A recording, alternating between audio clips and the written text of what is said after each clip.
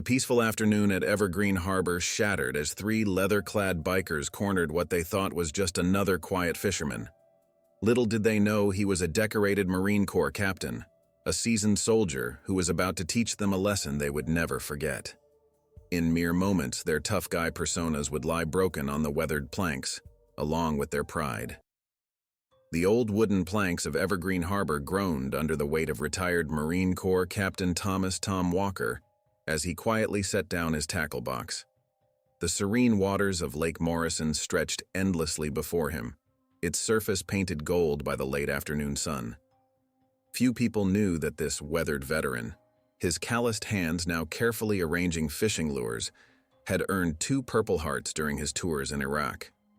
The same hands that once led elite combat units through war-torn streets now found peace in the simple art of casting lines into calm waters. At 45, Tom's face carried the quiet dignity of someone who had seen both the worst and best of humanity. His steel-gray eyes, sharp as ever, scanned the horizon out of habit, a practice ingrained from years of combat operations that even 3 years of retirement couldn't erase. The isolated dock, stretching nearly 60 feet into the lake, had become his sanctuary since moving to the quiet town of Morrison Springs, Colorado. Here, among the towering pines and pristine mountain waters, he'd finally found a place where the echoes of war grew quieter. This Thursday afternoon was special. Tom had promised to teach his grandson, 8-year-old Michael, how to fish tomorrow. The boy had been begging for months, and Tom wanted to ensure everything was perfect. He'd spent the last hour meticulously checking his equipment and testing different spots along the dock to find the best location for a child's first fishing lesson. The vintage tackle box, a gift from his own father, held carefully organized lures and hooks, each one holding memories of peaceful moments stolen between deployments. The late September air carried the crisp scent of approaching autumn, mixed with the earthy aroma of pine needles and lake water. A pair of ospreys circled overhead, their distant cries echoing across the water. Tom checked his watch, 4:30 p.m. The dock would be quiet for at least another hour before the evening anglers arrived. Perfect timing to test the waters and prepare for tomorrow's lesson. Nearby, his forest green Jeep Wrangler sat in the gravel parking lot, still dusty from the mountain roads. Through its open windows, the soft melody of classic country music drifted across the empty lot. The only other vehicle was old Pete's weather-beaten pickup, the unofficial dock guardian who lived in the nearby ranger station. Pete had served in Vietnam, and the two veterans had formed a quiet friendship built on mutual understanding and shared respect for the peaceful sanctuary they'd found here. As Tom carefully threaded a line through his favorite rod, his mind wandered to the satellite phone call he'd received from his old unit last night. They'd lost another brother to the invisible wounds of war. The news sat heavy in his chest, making today's preparation for his grandson's visit even more meaningful. Each peaceful moment here was a victory, a reminder that there was life after combat, beauty after chaos. The sound of distant engines rumbled through the mountain air, disrupting the tranquil scene. Tom's trained ears recognized the aggressive growl of modified motorcycles, growing louder as they approached the remote lake access road. Something about the sound made his combat-honed instincts stir to life. In his experience, trouble often announced itself long before it arrived. He continued rigging his fishing line, his movements deliberate and unhurried, but his senses heightened to full awareness. The same situational alertness that had kept him and his Marines alive through 3 combat tours now quietly assessed his surroundings. The dock's single entry point, the distance to old Pete's ranger station, the solid wooden planks beneath his feet, everything registered in his mind with military precision. The motorcycle engines grew louder, their echoes bouncing off the surrounding mountains. Through the trees, Tom caught glimpses of leather and chrome as several bikes turned onto the gravel access road. What happened next would remind everyone that some soldiers carry their strength not in their weapons, but in their discipline, and that the quietest warriors are often the most prepared for any storm. Little did these approaching bikers know, their choice to disturb the peace at Evergreen Harbor would lead to an encounter that would be talked about in Morrison Springs for years to come. They were about to learn a powerful lesson about judging a man not by his peaceful demeanor, but by the depth of experience behind his calm eyes. As Tom secured his fishing line, the crisp mountain air suddenly felt heavier with the approaching tension. His combat-seasoned mind began cycling through memories, not of firefights or missions, but of the faces that had kept him grounded through the chaos of war. Sarah, his daughter, had married a good man who'd given him the greatest gift, his grandson, Michael. The thought of tomorrow's planned fishing lesson with the boy brought a slight smile to his weathered face. The tackle box before him held more than just fishing gear. Each compartment contained carefully chosen items for Michael's first lesson. Smaller hooks perfect for a child's hands, brightly colored bobbers that would dance on the water's surface, and the special lucky lure his own father had given him decades ago. Tom ran his fingers over the old lure's worn surface, remembering the day his father, also a Marine, had placed it in his young hands. 3 generations of Walker men had learned to fish with this lure, and tomorrow Michael would make it 4. From his breast pocket, Tom pulled out the carefully folded drawing Michael had given him last Sunday. The crayon masterpiece showed 2 stick figures standing on what was supposed to be this very dock, fishing poles extended over blue scribbles of water. "For Grandpa, best fisher ever," was written in wobbly letters across the top. Tom had spent 23 years in the Marines, led men through the worst combat zones imaginable, but nothing made his chest swell with pride quite like his grandson's artwork.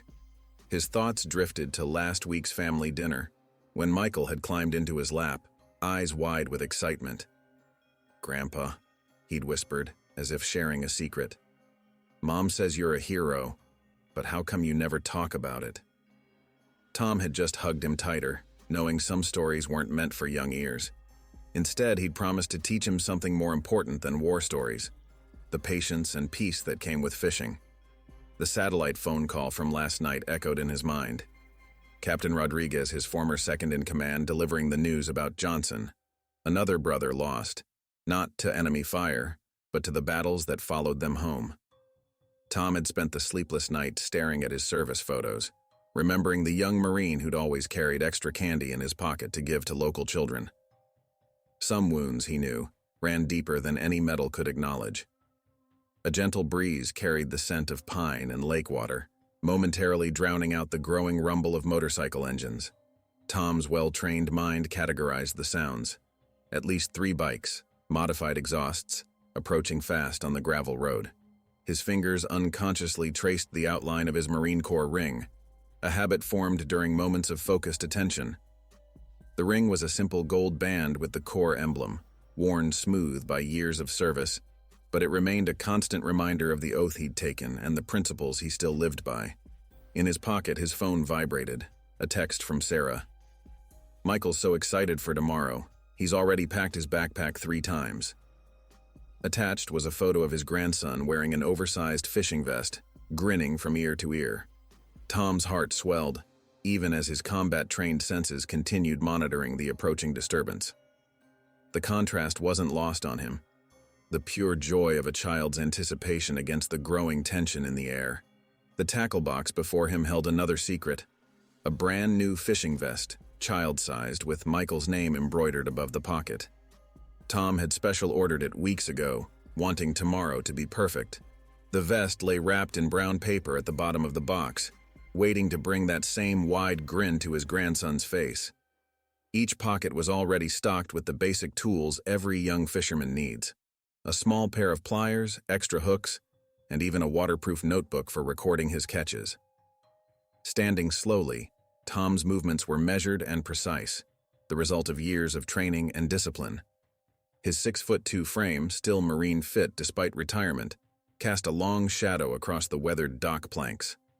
The setting sun painted the lake in shades of amber and gold, a scene that would have been perfect for a peaceful evening of fishing. But the approaching roar of engines told a different story, one that Tom recognized all too well from his years of service. Sometimes peace had to be defended. The motorcycle sounds grew distinct enough for his trained ear to identify the bikes, likely Harley-Davidsons, heavily modified, probably carrying multiple riders based on the engine strain. Through the trees, chrome flashed in the dying sunlight. Tom took one last look at Michael's drawing before carefully folding it and returning it to his pocket. Whatever was coming, he would handle it with the same discipline and control that had earned him his command. After all, he had a fishing lesson to prepare for. The first signs of change rippled across Lake Morrison's surface like a storm front approaching.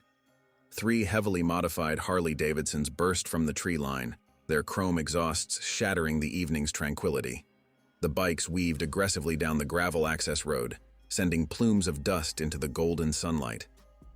Tom observed their approach with the calculated awareness of a combat veteran, noting details that others might miss. The gang insignias on their leather vests, the way they positioned their bikes to block the dock's only exit, the practiced coordination that suggested this wasn't their first act of intimidation. From his position on the dock, Tom had a clear view of the unfolding situation. The lead bike, a massive black Harley with flame detailing, carried a rider whose leather vest displayed prominent patches identifying him as the leader. Behind him, 2 more bikes, their riders wearing matching vests with lower-ranking insignias, spread out in a familiar flanking pattern. The tactical part of Tom's mind automatically assessed their movement. These weren't just random troublemakers, they operated with a purpose. The peaceful sounds of nature retreated before the aggressive rumble of engines. The pair of ospreys that had been fishing nearby took flight, their alarmed calls barely audible over the motorcycle's roar. Old Pete's dog, usually content to doze on the ranger station's porch, began barking incessantly. Even the lake itself seemed to hold its breath, its surface growing unnaturally still as if sensing the approaching confrontation. Tom maintained his position, adjusting his stance slightly, a subtle shift that would go unnoticed by most, but would give him better balance if needed. His hands continued their work with the fishing line, movements unhurried and precise, but his awareness expanded to encompass every detail of his surroundings. The solid planks beneath his feet, the distance to the shore, the position of his tackle box, the nearest potential obstacles or aids. Everything registered with military precision. Through the settling dust, Tom could now make out more details of the approaching group. The leader was a massive man, easily 6'4", with a gray-streaked beard and arms covered in faded tattoos. The patch on his vest read, "Iron Wolves MC," above a snarling wolf's head. His companions were smaller but carried themselves with the artificial confidence of men used to intimidating others through numbers and noise rather than genuine strength. The evening sun caught on something metallic beneath one rider's vest. Not a weapon, Tom noted, but the potential was there. His mind automatically ran through scenarios, just as it had done countless times in combat zones. The dock offered limited mobility, but also advantages. A single approach point, solid footing, and the water as a potential tactical element. More importantly, it provided multiple opportunities for de-escalation, which would always be his first choice. A family of ducks, previously peaceful near the dock's edge, scattered as the bikes approached, their alarmed quacking adding to the chaos. The contrast struck Tom, nature's quiet harmony disrupted by manufactured aggression. It reminded him of similar moments in Iraq, where peaceful market scenes could transform into combat zones in heartbeats. But this wasn't Iraq, and these weren't insurgents. These were just bullies who hadn't yet learned that true strength often came wrapped in quiet dignity. The gravel parking lot filled with the sound of engines being revved unnecessarily, a primitive display of dominance that made Tom think of his grandson Michael. The boy would have been fascinated by the motorcycles under different circumstances. Tom had always taught him that machines, like people, were defined not by their noise but by their purpose. These machines, like their riders, seemed purpose-built for intimidation. In the ranger station, Old Pete's silhouette appeared briefly in the window. The Vietnam veteran would have recognized the signs of trouble brewing, but Tom gave a subtle hand signal, the same one he'd used countless times in combat to tell his units to hold position. This situation didn't need escalation from well-meaning allies. Years of command had taught him that containing a situation was often as important as resolving it. The sun dipped lower behind the mountains, casting long shadows across the dock. The temperature was dropping with evening's approach, but Tom felt a different kind of chill, the familiar cooling of his mind as it shifted into the focused state that had served him through 3 combat tours. His fingers continued their work with the fishing line, but his body had already made a dozen micro-adjustments, positioning himself optimally while appearing completely at ease. The lead biker cut his engine first, the sudden silence somehow more threatening than the noise had been. His boots hit the gravel with a crunch that seemed to echo across the water. As his companions followed suit, Tom could hear their low laughter, the kind that often preceded trouble.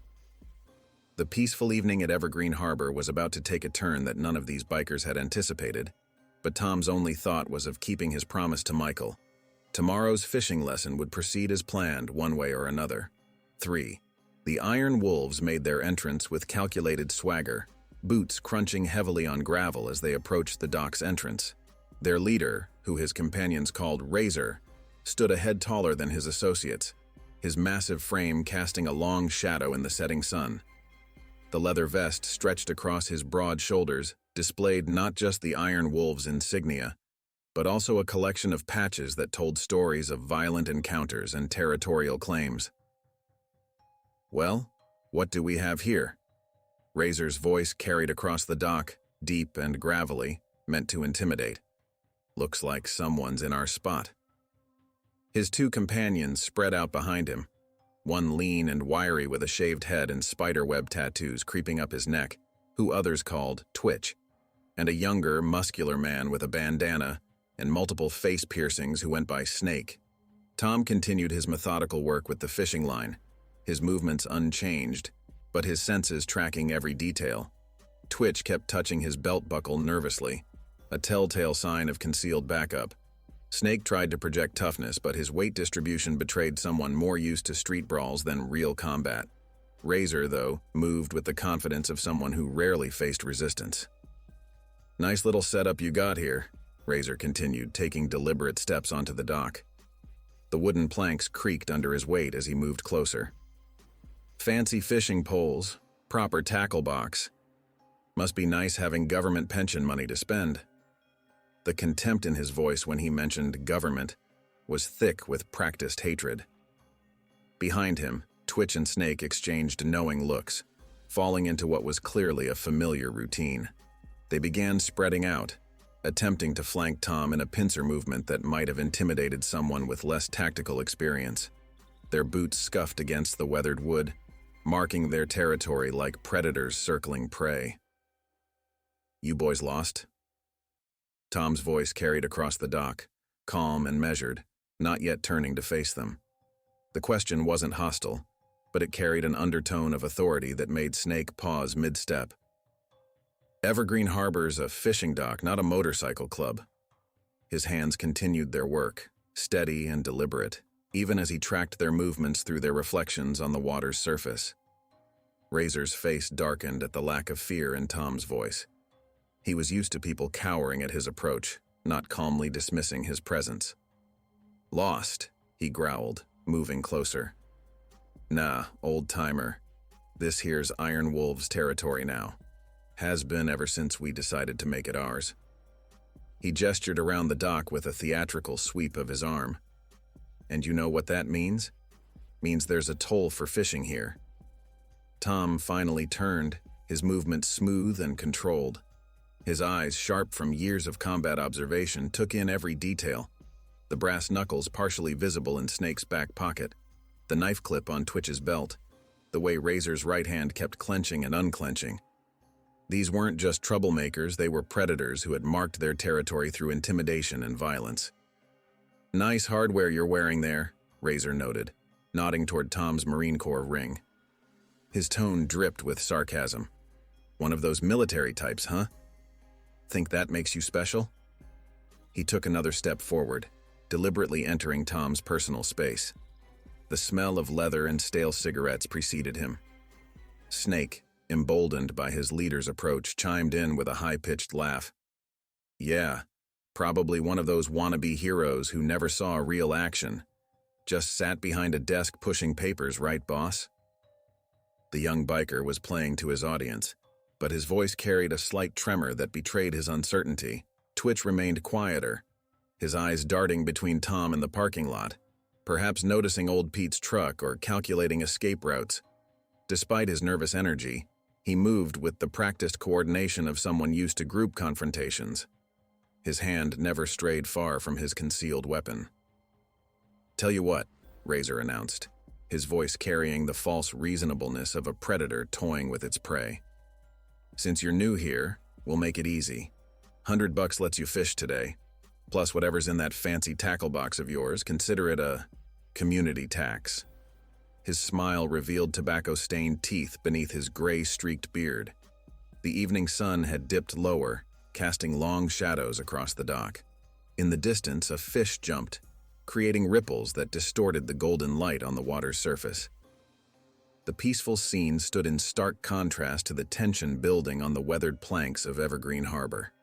Tom's mind flashed briefly to Michael's drawing, still folded in his pocket, a reminder of tomorrow's promised fishing lesson and all it represented.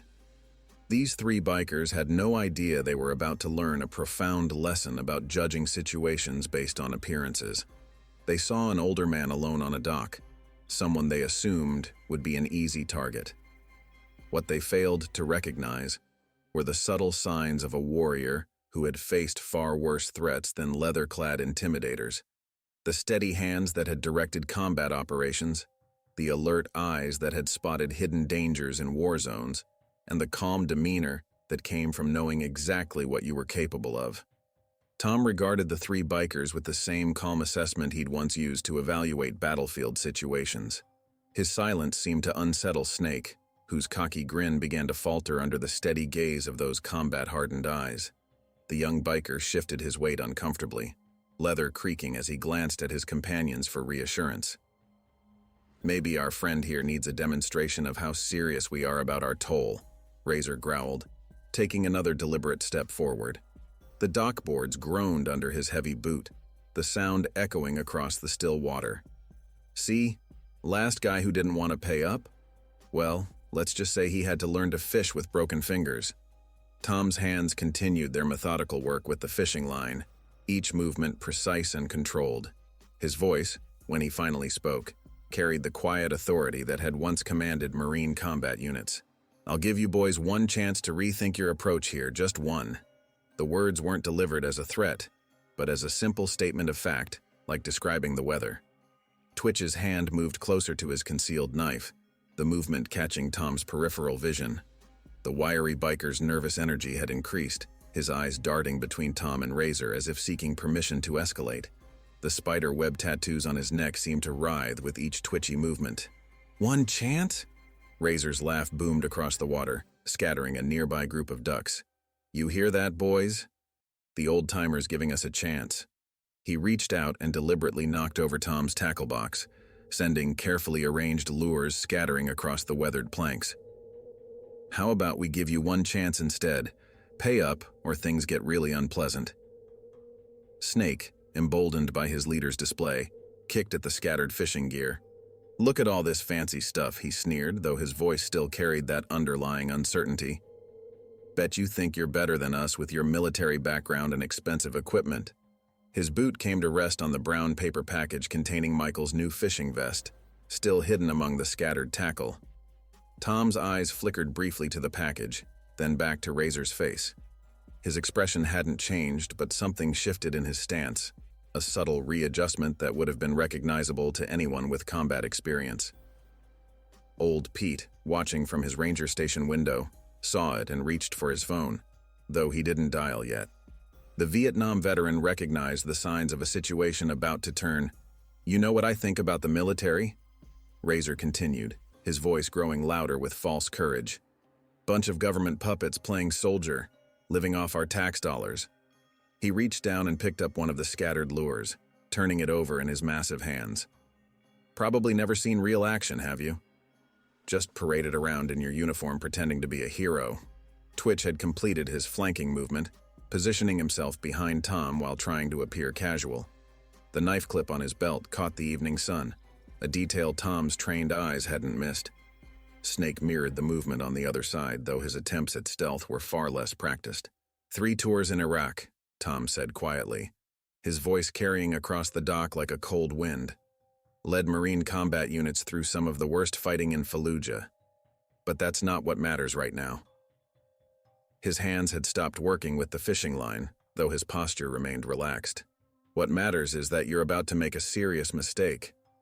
Razor's face darkened at the lack of fear in Tom's voice. He was used to people cowering, begging, or running. This calm defiance was something new, and it sparked a dangerous anger in his eyes. "Only mistake here is you thinking you can disrespect the Iron Wolves." He crumpled the lure in his massive fist, letting the twisted metal fall to the dock. "Boys, I think it's time we taught our military friend here how we handle disrespect." The evening sun had dipped lower, casting long shadows that danced across the dock like abstract warnings. A fish jumped somewhere in the distance, the splash eerily loud in the tension-filled moment. Tom's mind was clear, focused, just as it had been in countless combat situations. He noted every detail, the way Snake's hands trembled slightly, how Twitch's breathing had quickened, the slight favoring of Razor's left leg that suggested an old injury. "Last chance," Tom repeated, his voice carrying the weight of someone who had given similar warnings in far deadlier situations. "Walk away now. Go find another dock to play your games." His eyes met Razor's, and for the first time, the biker leader saw something in them that made him pause. The cold, professional assessment of a trained warrior evaluating threats and calculating responses.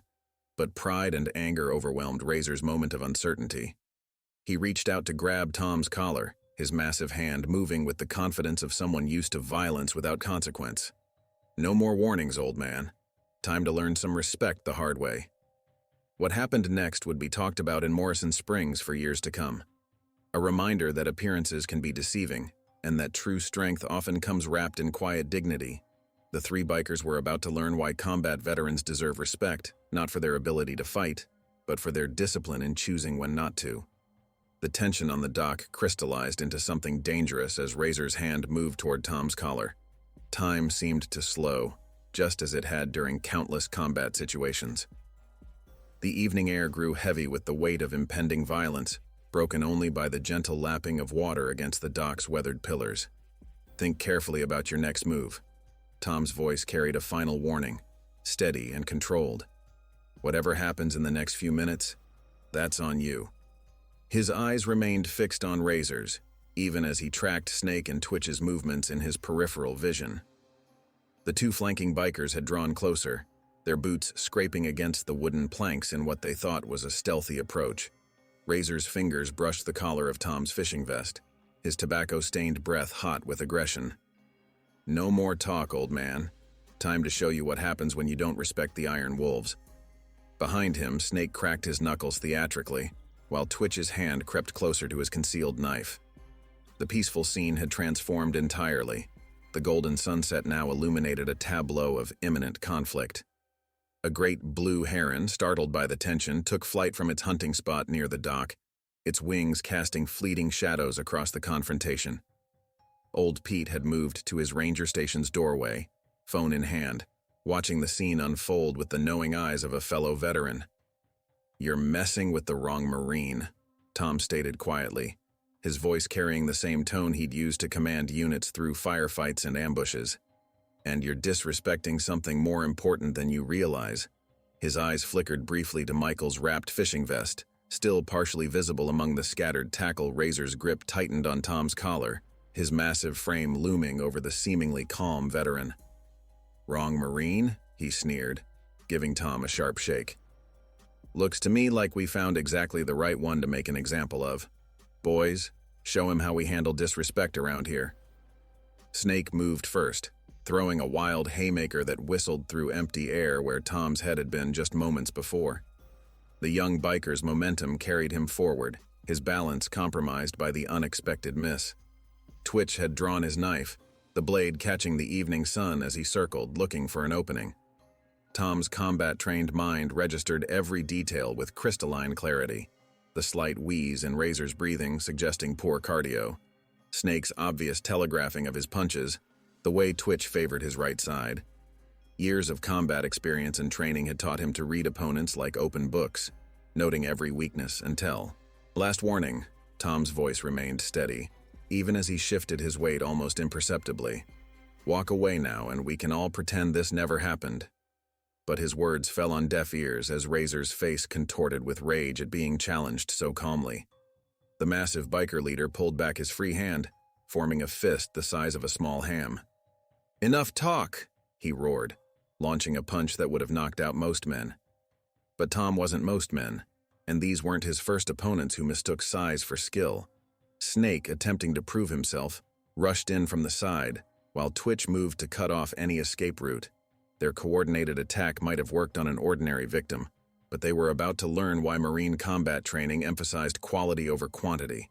The peaceful fishing dock had become an arena where experience would meet aggression, discipline would confront chaos, and three overconfident bikers would learn a lasting lesson about judging books by their covers. The next few moments would demonstrate why combat veterans were dangerous not for their capacity for violence, but for their ability to control it. Tom's mind flashed briefly to Michael's drawing, still safely folded in his pocket. Tomorrow's fishing lesson represented everything he'd fought for: peace, family, the chance to pass on better values than violence and intimidation.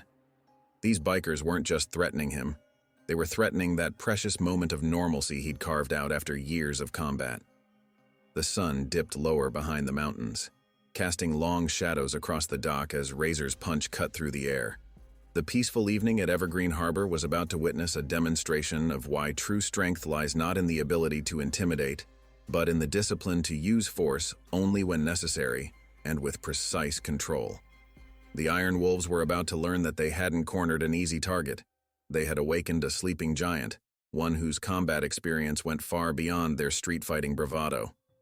As Razor's fist approached, time seemed to slow even further, and Tom's training took over with the precision of countless hours spent in combat situations where hesitation meant death.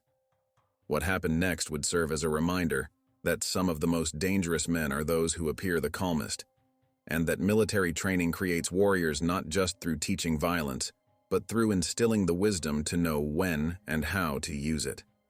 The peaceful fishing dock was about to become the stage for a lesson in respect that the Iron Wolves would never forget. Time crystallized into a singular moment of decision as Razor's massive fist cut through the evening air. Tom's combat-trained mind processed everything with surgical precision: the angle of attack, the overextended reach, the exposed center mass, and most importantly, the multiple ways this confrontation could end. Just as in combat, he had to make a choice that would decisively end the threat while minimizing unnecessary harm. "This is your final chance." Tom's voice carried the weight of command even as he smoothly evaded Razor's punch, his movement so efficient it seemed almost casual. "Think about the consequences, really think." His eyes remained locked on Razor's, carrying the same steady gaze that had once stared down insurgents in Fallujah. Razor's face contorted with a mixture of rage and surprise as his fist met empty air. Nobody had ever slipped his punch so effortlessly before. "Get him!" he bellowed to his companions, his voice echoing across the water. Snake and Twitch moved in, their coordinated attack betraying experience in overwhelming lone victims. But Tom wasn't their usual victim. His mind flashed to a training session he'd led years ago, teaching young Marines about proportional response. "The best victory," he'd told them, "is the one that ends the fight before it truly begins." Those words echoed in his thoughts as he assessed his options. The decision point had arrived. Tom could see the matrix of possibilities spreading before him like a tactical map. There was the aggressive response his attackers expected, the kind of brawl they were used to. There was the purely defensive option, which might only encourage further aggression. And then there was the precise, controlled response that would end this situation definitively while teaching a lasting lesson. Twitch's knife glinted in the fading sunlight as he lunged forward, his movement betraying formal training, probably prison yard experience. Snake circled from the other side, his confidence growing with the perceived advantage of numbers. Razor recovered from his missed punch, his massive frame coiling for another attack. Tom's combat instincts, honed through years of real-world experience, noted every detail. The slight tremor in Snake's hands revealing his uncertainty. The way Twitch's eyes kept darting to his leader for confirmation.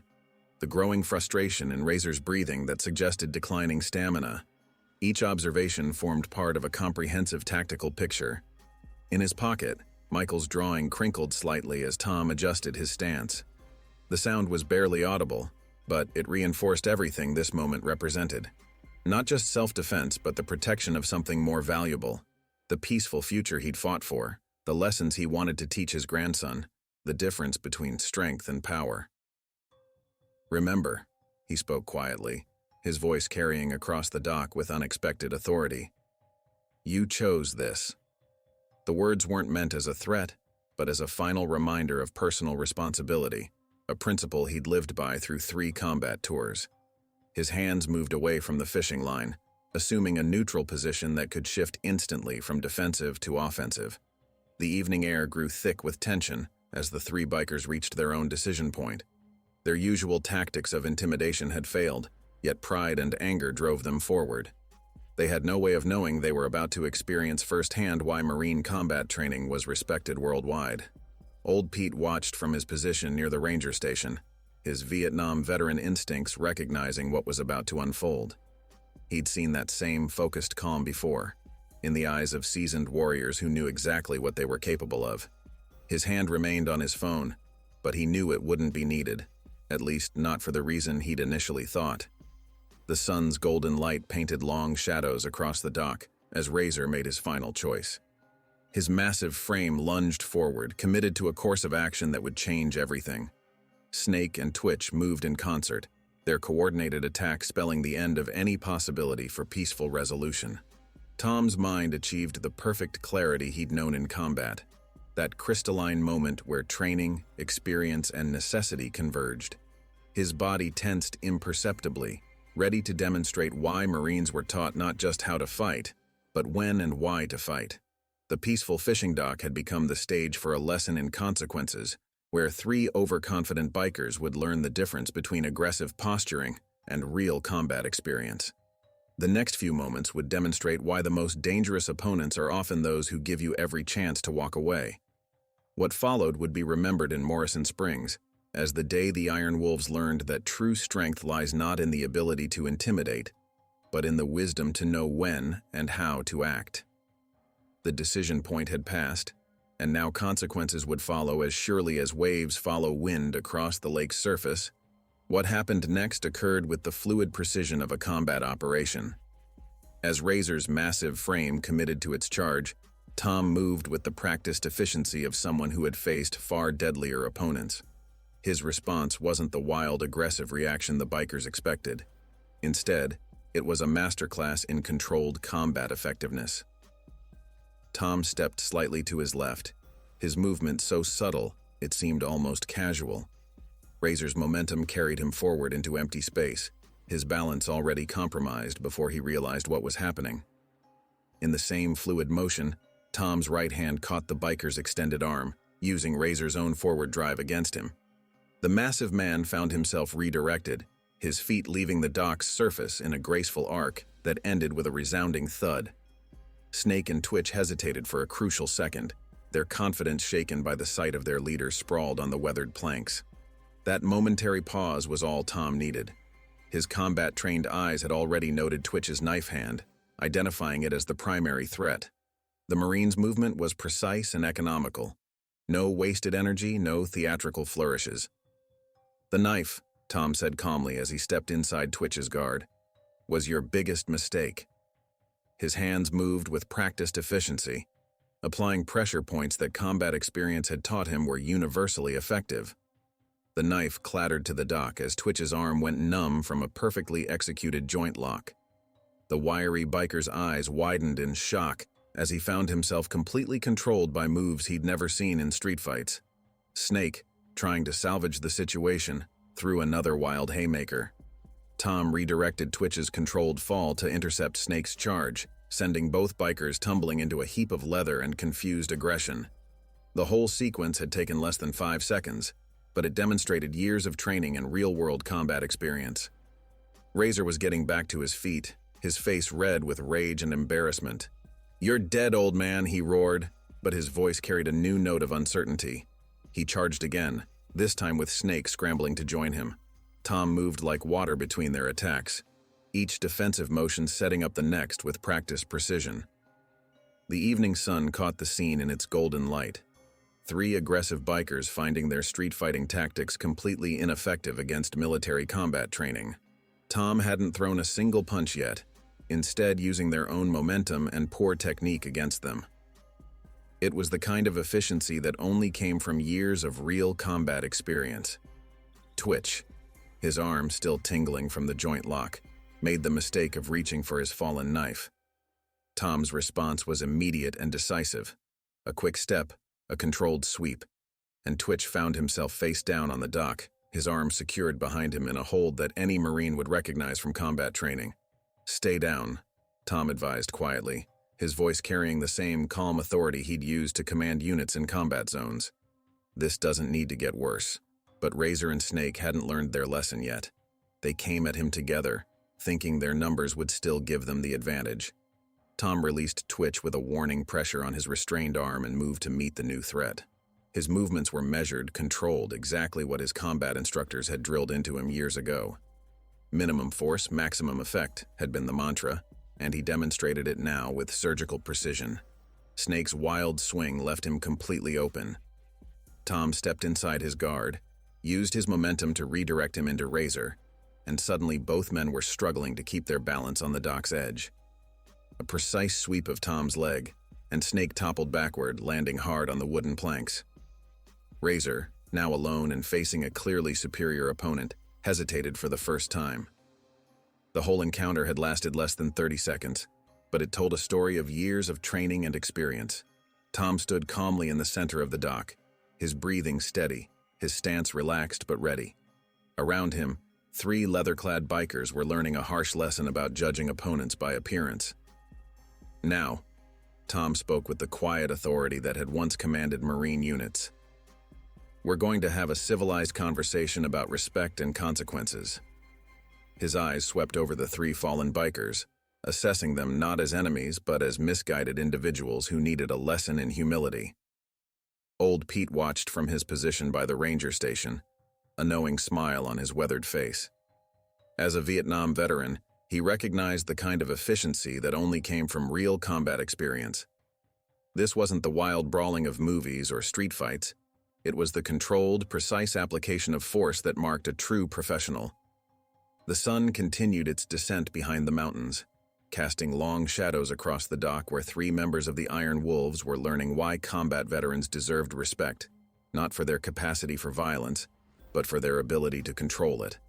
The peaceful fishing spot had become an impromptu classroom, and the lesson wasn't over yet. Golden sunlight painted long shadows across Evergreen Harbor as the three bikers struggled to process what had just happened. Razor, the massive leader who had seemed so intimidating moments ago, sat on the weathered planks, his bravado completely deflated. Snake nursed a bruised ego along with what would become an impressive collection of splinters, while Twitch remained face down, his knife arm still tingling from Tom's precise joint lock. The sound of approaching sirens echoed across the lake, growing steadily louder. Old Pete had finally made the call, though his Vietnam veteran instincts told him it was more for documentation than emergency response. Through the ranger station window, he could see two county sheriff vehicles approaching on the access road, their lights painting the trees in alternating red and blue. "Here's what's going to happen." Tom spoke with the same calm authority he'd used to brief Marine units before combat operations. "Those officers are going to take statements. You have two choices." He paused, making eye contact with each biker in turn. "You can either tell them exactly what happened, how you came here looking for trouble and found more than you bargained for, or you can try to lie and make things worse for yourselves." Deputy Sarah Collins was the first to step onto the dock, her experienced eyes taking in the scene. Three disheveled bikers, a calm veteran, and scattered fishing gear. Her partner, Deputy Mark Rodriguez, a former Army MP, recognized the controlled presence of a combat veteran immediately.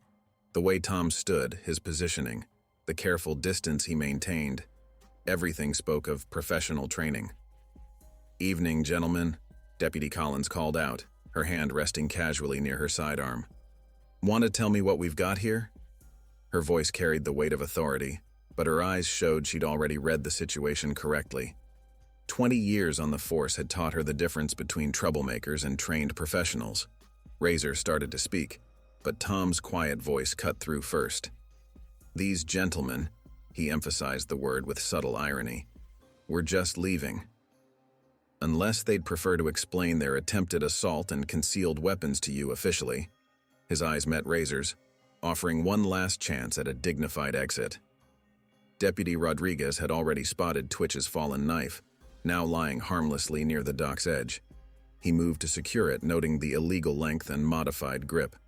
"That's a parole violation right there," he commented professionally, bagging the weapon as evidence. "Anyone want to claim ownership?" The Iron Wolves exchanged glances, their earlier confidence completely evaporated. Snake, the youngest, looked ready to bolt, but Tom's steady gaze kept him in place. Twitch's face had gone pale at the mention of parole violation, clearly not his first run-in with the law. Old Pete had made his way down to the dock, his Vietnam veteran's limp more pronounced in his haste.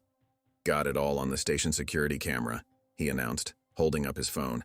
"Clear case of self-defense if I ever saw one." His voice carried the satisfaction of someone who'd witnessed justice being properly served. Deputy Collins took out her notebook, though her expression suggested she already knew how this would play out.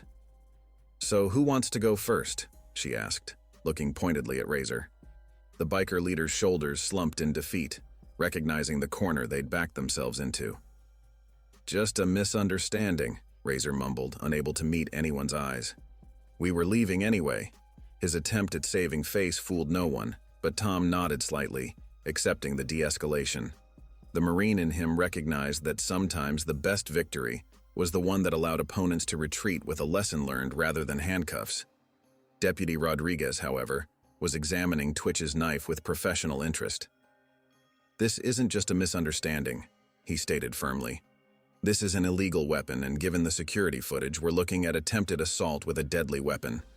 His military background showed in his precise cataloging of the situation.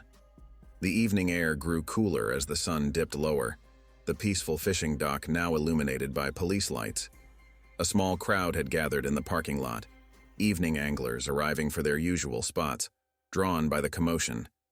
Among them, whispers spread as they recognized the Iron Wolves' leather vests, their reputation for intimidation now tarnished by this very public humbling.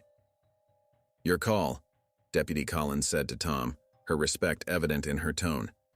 "Want to press charges?" She'd seen enough bar fights and parking lot brawls to recognize the difference between common thuggery and skilled self-defense. The scattered fishing gear and single knife told a clear story of restraint and professional training. Tom looked at the three bikers, seeing not enemies but misguided individuals who needed a course correction. His mind went to Michael's drawing, still safely in his pocket, and tomorrow's promised fishing lesson. Sometimes he knew the best teaching moments came from showing mercy rather than pursuing punishment. "No charges," he said finally, his voice carrying the authority of command. "Provided they understand that Evergreen Harbor is a place for fishing, not intimidation." His eyes met Razor's again, but this time the message was clear. This was an opportunity for redemption, not just escape. The county sheriff's office buzzed with activity as Deputy Collins completed her report on the Evergreen Harbor incident. Through the window of the interview room, Razor sat slumped in his chair, the fearsome leader of the Iron Wolves now looking remarkably ordinary under fluorescent lights. His leather vest had been logged into evidence, along with Twitch's illegal knife and several other questionable items found during the standard search. "So let me get this straight," Sergeant Martinez said, reviewing the incident report with barely concealed amusement. "Three of you, grown men with quite the record of intimidation, decided to shake down a retired Marine Corps captain for fishing dock fees." His weathered face showed the perfect mix of professional detachment and personal disbelief. Razor shifted uncomfortably in his chair. The bruises from his impact with the dock were starting to show, but his pride had taken the bigger hit. "We didn't know he was military," he muttered, then caught himself. "I mean, it wasn't supposed to go down like that." His voice had lost all traces of its earlier aggression. In the adjacent room, Twitch faced a more serious conversation with his parole officer, Mrs. Henderson. The knife violation alone would have consequences, but the attempted assault charge that Tom had graciously declined to pursue still hung in the air like a sword of Damocles. "Third strike," Mrs. Henderson said, her voice carrying years of disappointed experience. You're lucky that Marine showed more restraint than you deserved." She shuffled through Twitch's extensive file, each page telling a story of poor choices and missed opportunities for reform. Snake, the youngest of the three, sat in the station's waiting area, his usual swagger replaced by nervous fidgeting. Every time the door opened, he flinched, expecting more bad news. His phone had been buzzing constantly with messages from other Iron Wolves members, the story of their humbling at Evergreen Harbor already spreading through the local biker community. Detective Roberts, a 20-year veteran of the force, watched the security footage from Old Pete's ranger station camera for the third time. "Beautiful," he muttered, pausing the video to point out a particular moment to his colleagues. "See that? Perfect restraint, textbook defensive techniques. This is what real training looks like." The footage had already become required viewing for the department's self-defense instructor. Officer Thompson, who ran the training programs, had requested a copy for his classes. "This is exactly what we try to teach," he explained to a group of rookie officers gathered around his desk. "Minimum force, maximum control, perfect situational awareness." Down in evidence processing, Officer Chen logged the items collected from the three bikers. Beyond Twitch's illegal knife, they'd found brass knuckles, a switchblade, and various other weapons that violated multiple state laws. Each item added another layer of potential charges that Tom had chosen not to pursue. "Got the background check results," Deputy Rodriguez announced, walking into Sergeant Martinez's office with a thick folder. "Our Marine captain? 3 tours in Iraq, multiple commendations, led one of the most successful combat units in Fallujah." He laid out the service record, its pages telling a story of exemplary leadership and controlled courage. The station's civilian administrator, Mary Wilson, listened to Old Pete's statement with rapt attention as he described the incident. The Vietnam veteran's eyes lit up as he detailed the precision and control he'd witnessed. "Reminded me of my old sergeant in '69, he said, his voice carrying a mix of respect and nostalgia. Same kind of quiet strength.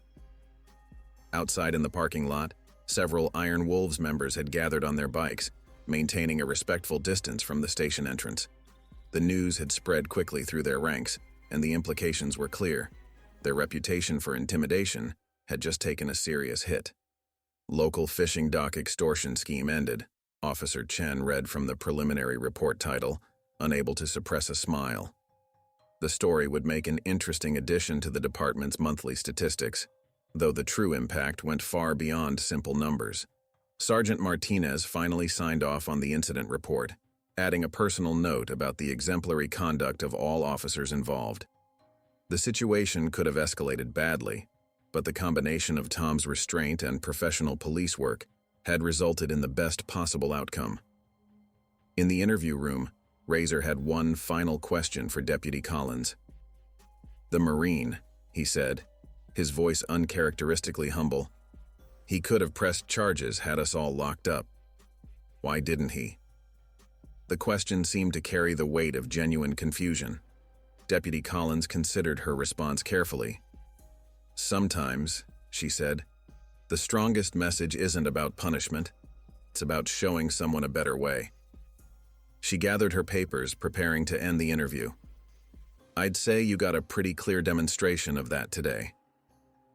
The sun had long since set over Morrison Springs, but the impact of the afternoon's events at Evergreen Harbor continued to ripple through the community. In the police station's break room, officers discussed how a potential disaster had been transformed into a lesson in professional restraint and effective law enforcement. The Iron Wolves' reputation would never be quite the same in Morrison Springs.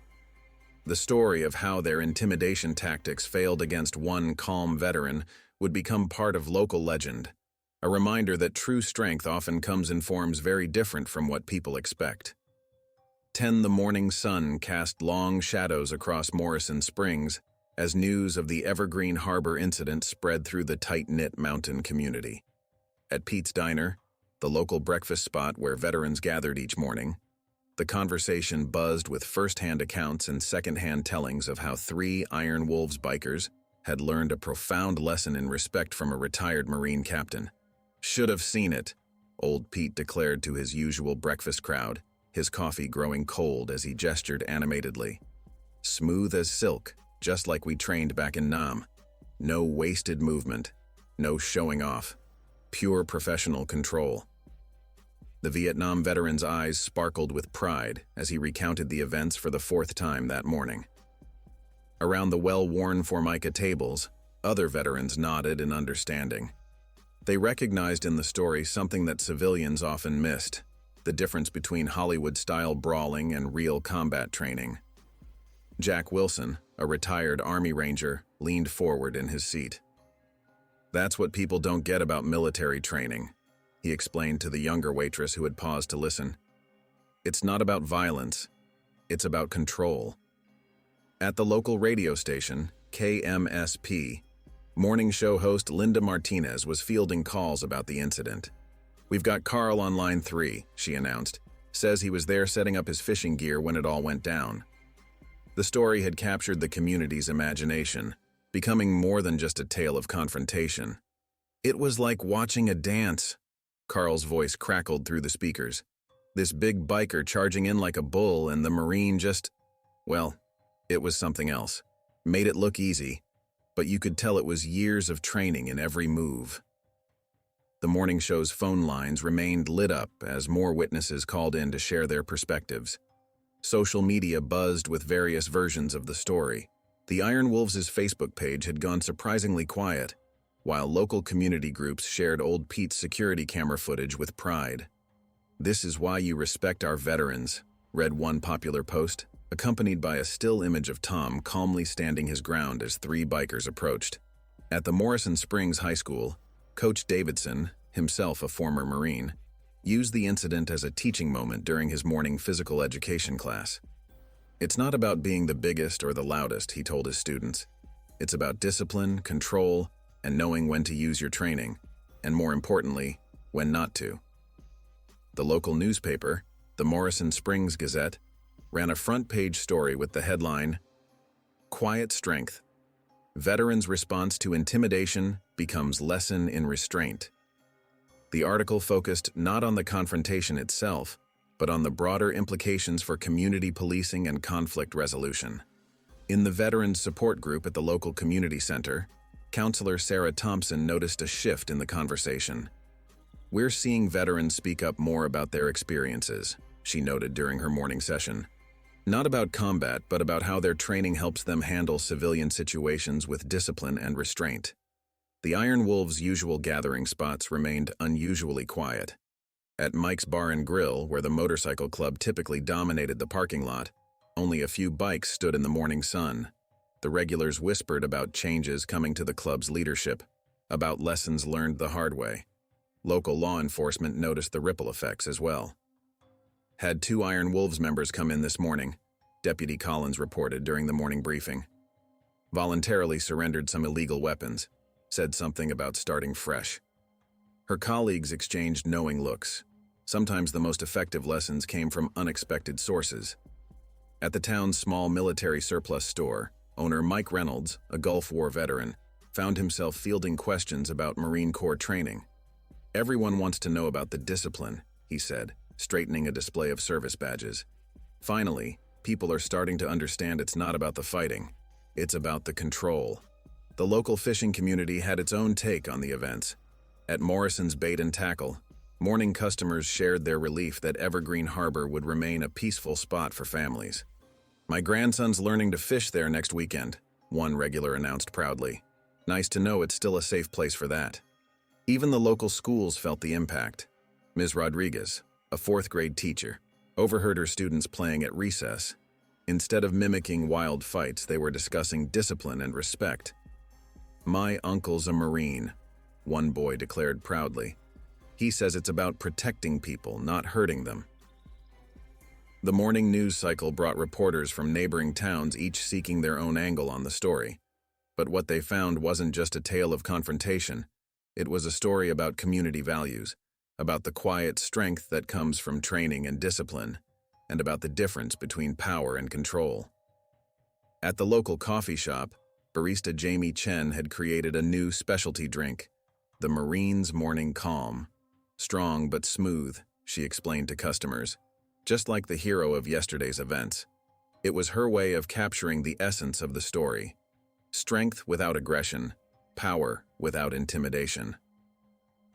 The morning sun continued its climb over Morrison Springs, illuminating a community that had been reminded of some essential truths about strength, respect, and the lasting impact of proper training. The events at Evergreen Harbor had become more than just a story. They had become a lesson in how true power often speaks softest, and how some of the strongest warriors are those who choose peace first. At precisely 9 a.m., Tom's forest green Jeep Wrangler pulled into the Evergreen Harbor parking lot, now peaceful in the morning light. In the passenger seat, 8-year-old Michael bounced with excitement, his new Spider-Man backpack clutched tightly in his lap. The boy's mother, Sarah, sat in the back, watching her father and son with quiet pride. "Are we really going to fish right where you stood up to the bad guys, Grandpa?" Michael's eyes were wide with wonder. The story had reached him in fragments, careful, age-appropriate versions that focused on standing up for what's right, rather than the confrontation itself. Tom smiled at his grandson's enthusiasm, noting how different the dock looked in the morning sun. "This is a place for fishing, buddy," Tom replied, his voice gentle but firm. "Yesterday's excitement is over. Today we're making new memories." He reached into the back seat and pulled out the tackle box, now reorganized and restored to its proper order. The brown paper package containing Michael's surprise was still safely tucked inside. As they walked toward the dock, several morning anglers nodded respectfully in Tom's direction.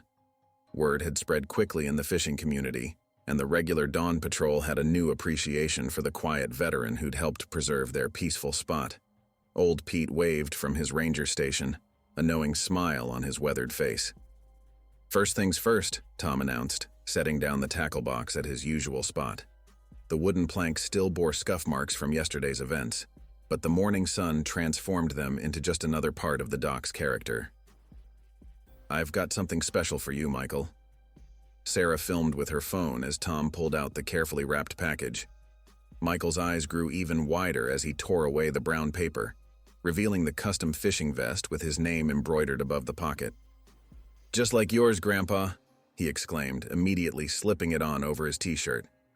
"Every real fisherman needs proper gear," Tom explained, helping Michael adjust the straps. The vest fit perfectly, its multiple pockets already stocked with basic supplies. "These pockets here are for your hooks," he demonstrated, opening one compartment. "And this special one is for keeping your lucky lures." Sarah wiped away a tear as she watched her father guide Michael through the basics of fishing safety. Tom's voice carried the same patient authority he'd once used to train young Marines, but now it was tempered with grandfatherly warmth. Each lesson was a small gift, each instruction delivered with love and wisdom. "Remember what I told you about patience?" Tom asked, helping Michael bait his first hook. The boy nodded seriously, recalling their previous conversations. "Fishing isn't just about catching fish.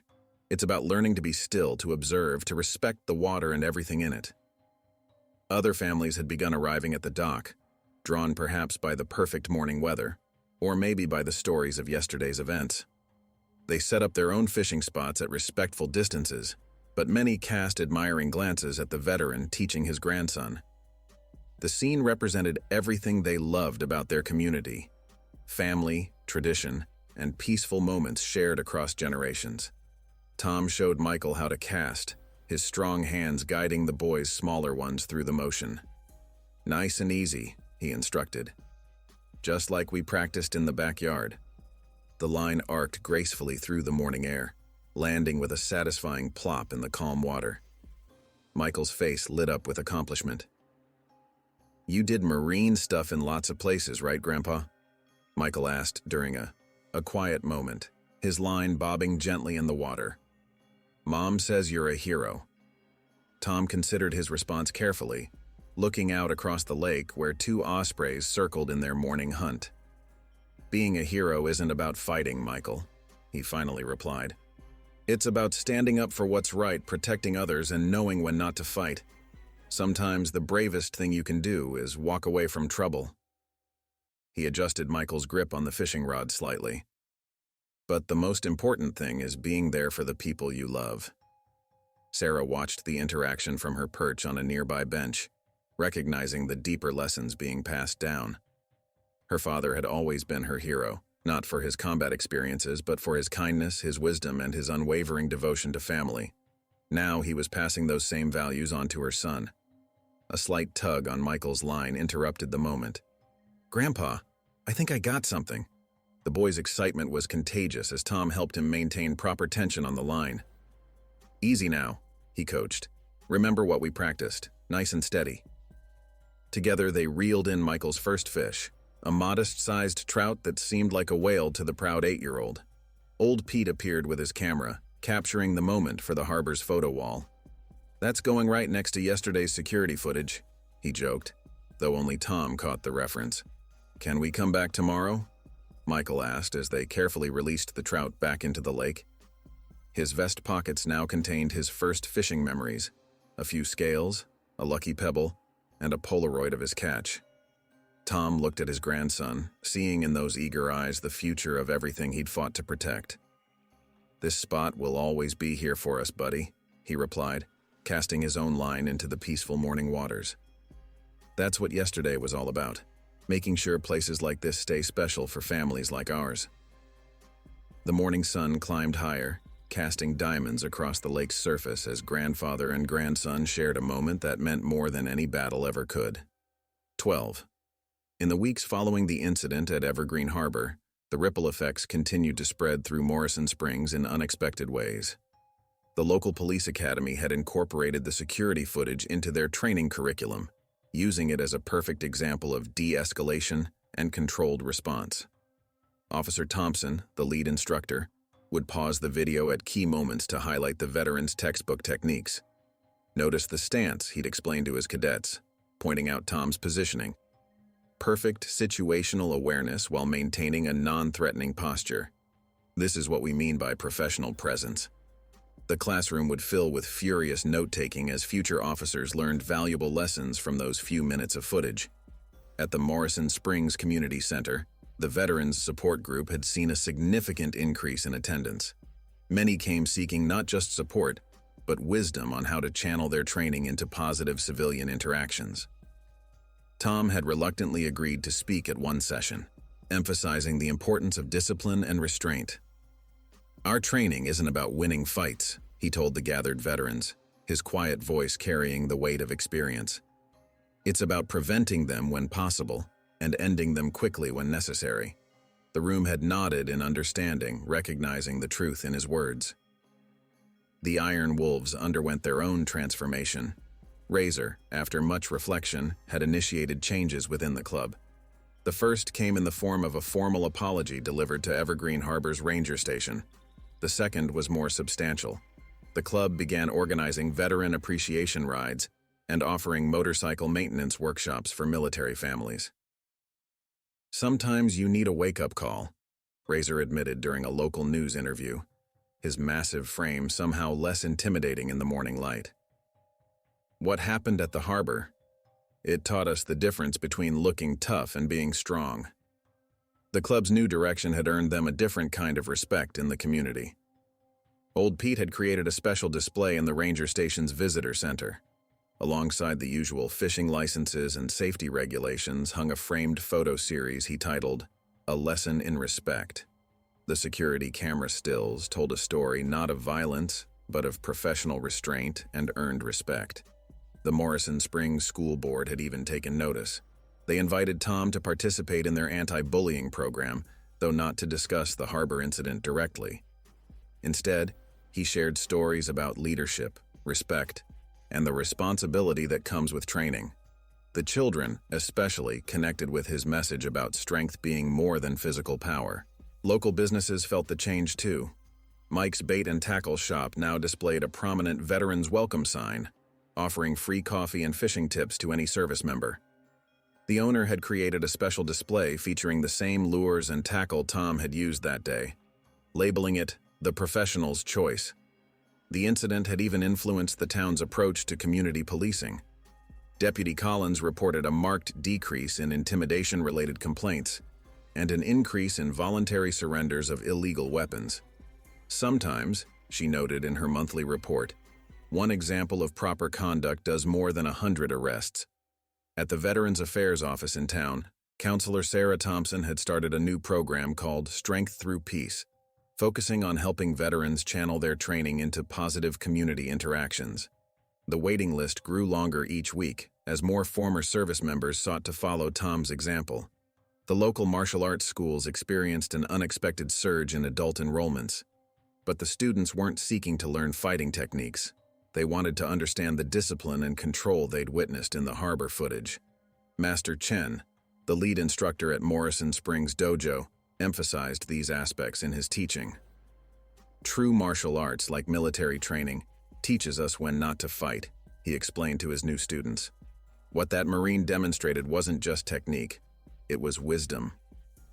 His classes now included regular discussions about responsibility and restraint alongside physical training. Even the fishing community had evolved. The harbor regulars had organized themselves into an informal neighborhood watch, ensuring the dock remained a peaceful place for families. They wore no uniforms and carried no weapons. Their presence alone, inspired by Tom's example, was enough to maintain the atmosphere they valued. The Morrison Springs Gazette ran a follow-up story titled, "Beyond the Harbor: How One Incident Changed a Community." The article explored not just the immediate effects of that afternoon, but the longer-lasting impacts on local attitudes toward conflict resolution and community responsibility. Professional law enforcement trainers from neighboring counties had requested copies of the security footage for their own programs.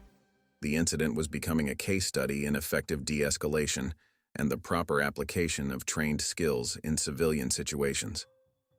The local library had created a special display featuring books about military training, conflict resolution, and positive community interaction. The waiting list for these materials grew longer each week as residents sought to understand the principles behind Tom's actions that day. But perhaps the most significant change was the subtle shift in how the community viewed its veteran population. They were no longer seen just as former soldiers, but as trained professionals who carried valuable skills and wisdom that benefited civilian life. The incident had demonstrated that military training, properly applied, was about protection and peace rather than conflict and chaos. In the golden light of another sunset at Evergreen Harbor, Tom stood at his usual spot on the dock, his fishing line creating gentle ripples in the calm water. The evening air carried the scent of pine and approaching autumn, much like it had on that fateful day. But now the atmosphere was different, charged not with tension, but with the quiet dignity of lessons learned and wisdom shared. The past month had transformed this simple fishing dock into something more, a symbol of how true strength often speaks in whispers rather than shouts. Today, families dotted the wooden planks, children learning to cast their lines under patient guidance, veterans finding peace in the rhythmic motion of fishing, and community members sharing quiet conversations. A familiar rumble of motorcycles approached, but this time it was different. The Iron Wolves, under Razor's reformed leadership, had established a new tradition. Every Friday evening, they escorted veterans from the local VA hospital to the harbor for a few hours of peaceful fishing. The leather-clad bikers now served as guardians of the very peace they had once threatened to disrupt. "Evening, Captain," Razor called out respectfully as he helped an elderly Vietnam veteran from the passenger seat of a support vehicle. The massive biker's transformation from antagonist to community servant hadn't gone unnoticed. His club's patches now shared space with veteran support ribbons and community service awards.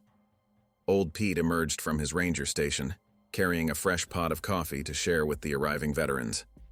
The station's wall now displayed a collection of photographs, memories of peaceful evenings, successful catches, and most importantly, the growing bonds between different parts of the community. The security footage that had captured the incident still played occasionally, but now it served as a reminder of how moments of potential conflict could become catalysts for positive change. "Your grandson's getting pretty good with that casting technique," old Pete remarked to Tom, nodding toward a recent photo of Michael landing his first base. The boy's proud grin, captured in the morning sun, represented everything the harbor had come to stand for: family, tradition, and the passing of wisdom from one generation to the next.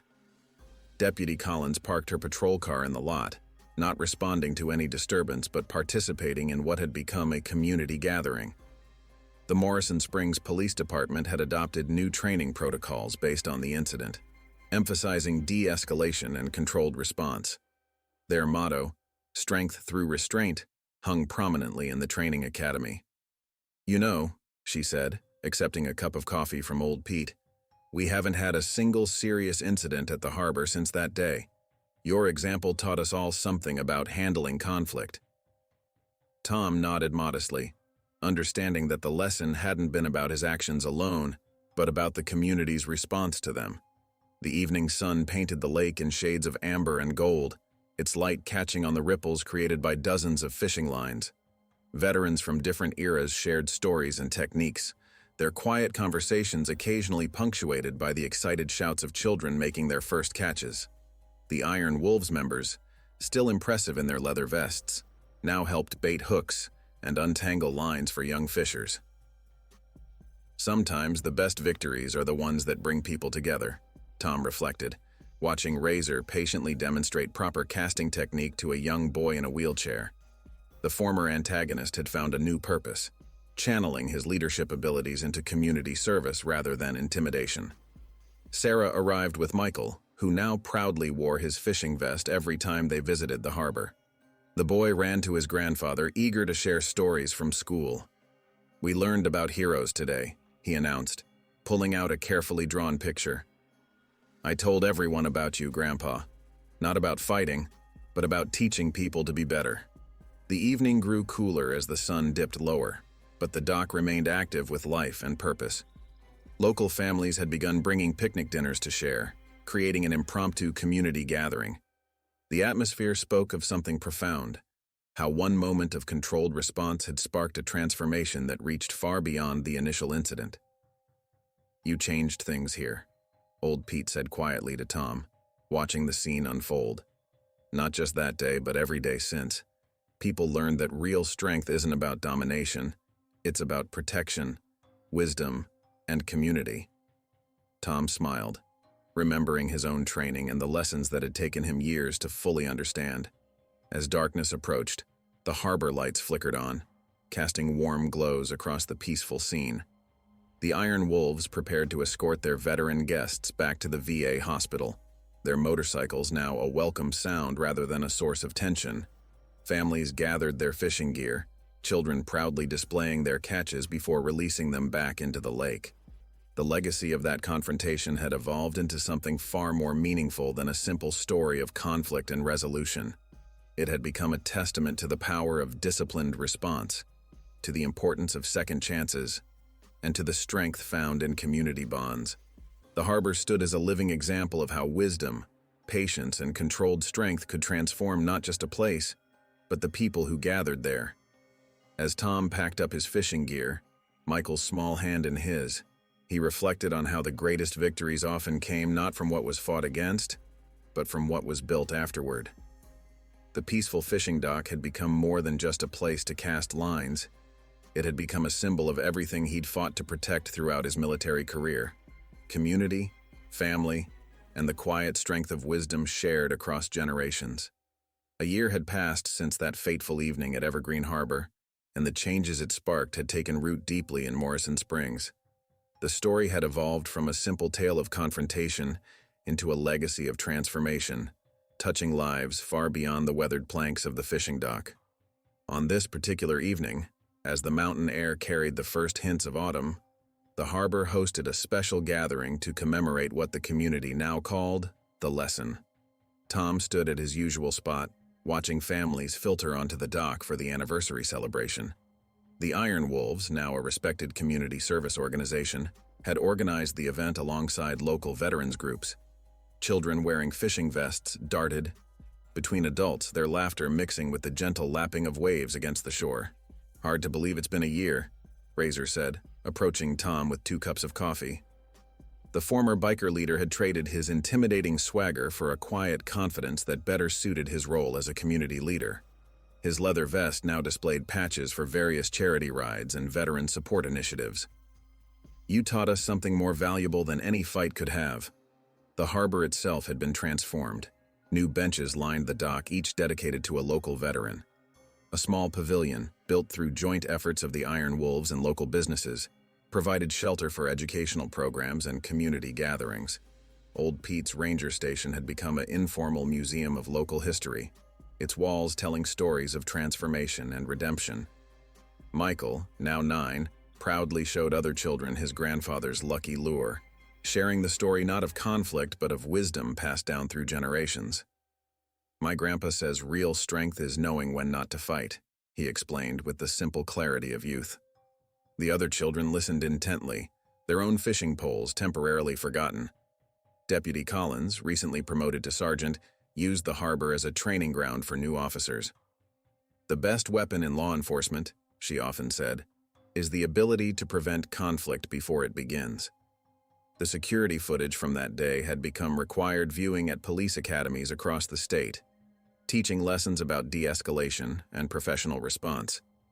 The Iron Wolves' transformation had inspired other motorcycle clubs in the region.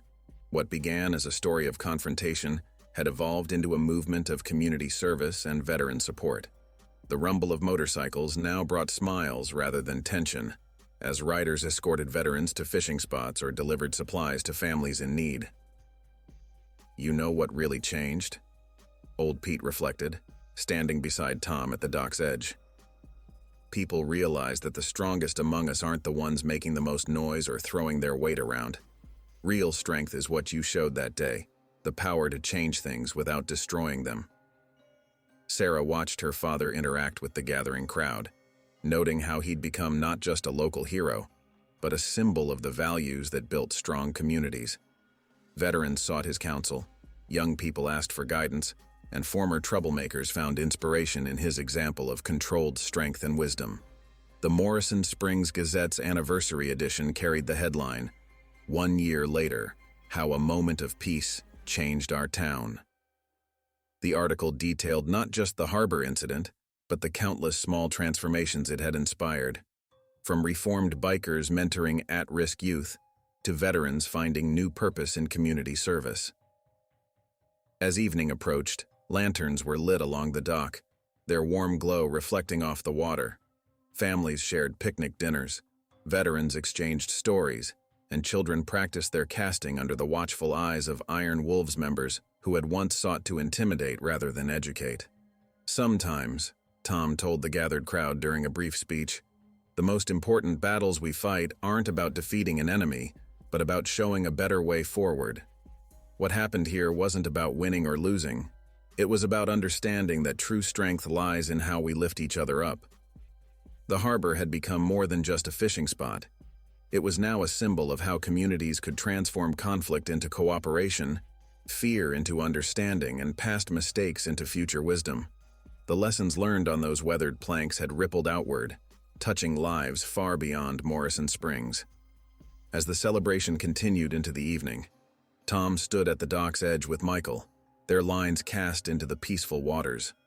The boy looked up at his grandfather, understanding in his young way that he was part of something larger than just a fishing lesson. "Will you tell me the story again, Grandpa?" Michael asked, his voice carrying the same quiet strength that characterized his grandfather. "Not about the fight, but about how everyone learned to be better." Tom smiled, watching the lantern light dance across the water. The story had become not just a tale of one afternoon's events, but a lesson about the kind of strength that builds rather than breaks, that unites rather than divides.